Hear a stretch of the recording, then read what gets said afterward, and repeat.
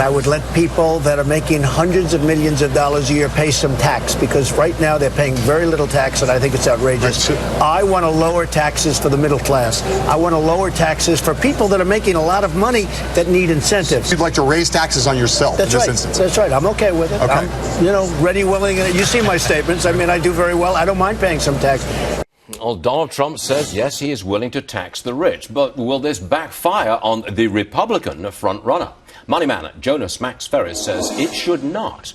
Are you talking politically now as opposed to economically? Politically, it's okay for a guy like Trump to say, tax myself, I'll pay more. That's okay? I think it's both, actually. Okay, first of all, one of the reasons that really rich people don't win presidencies is the public gets scared they're going to look out for their own kind, and Sure. He's got to deal with that head on, which I think he's doing. He's also, once again, taking advantage of the rest of his competitors are so scared to be in a soundbite that sounds raise taxes. They'll never say it. They're so concerned about saying it that he can say something that's very populist that might get a lot of middle-of-the-road people who don't like, say, Hillary Clinton. They're like, yeah, these guys are making hundreds of millions of dollars, and they're paying a lower rate than me. It's the Buffett tax point he's bringing up. Right. He could run with that. They're all scared to talk about it, and he could get votes on that. Now, is he just directing his thoughts directly right at hedge fund managers because they don't pay a regular, ordinary income tax? They have this carried interest, so they pay a much lower tax rate. Is he just going after hedge funds?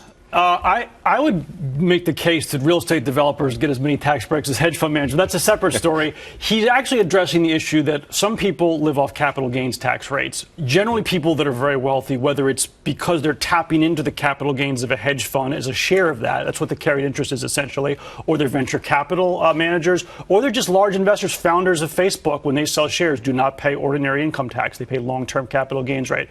The only way to deal with that is either address the loophole specifically to say hedge fund managers, which is the favorite kind of whipping boy that he could do, or to just raise capital gains rates and lower top income rates, which would actually lower the income rate of someone making cash money, say $5 million a year, but someone who sells $5 million in stock would see a tax increase even higher than Obama, who already raised the cap gains rate. Of course, he's not being precise. We don't know exactly what he wants to do. He's more precise than other candidates. He's not. This is one of his more precise moments. He's usually a lot more precise. The other candidates talk vaguely about flat taxes and sales taxes, but those really wouldn't cover the whole tax income that this country lives off of without an additional income tax on the wealthy, which Trump at least is talking about. Now, as far as lowering taxes on the middle class, they're already so low, I don't know where that would come from. So that part is kind of just talk to get voters going.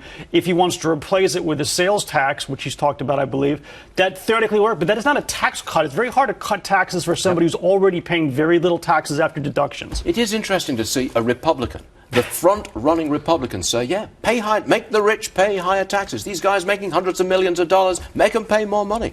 We're not used to this. It sounds very Bernie. Hillary Clinton barely goes this far. Now, he's not talking about 80% tax rates like Bernie Sanders is on the rich.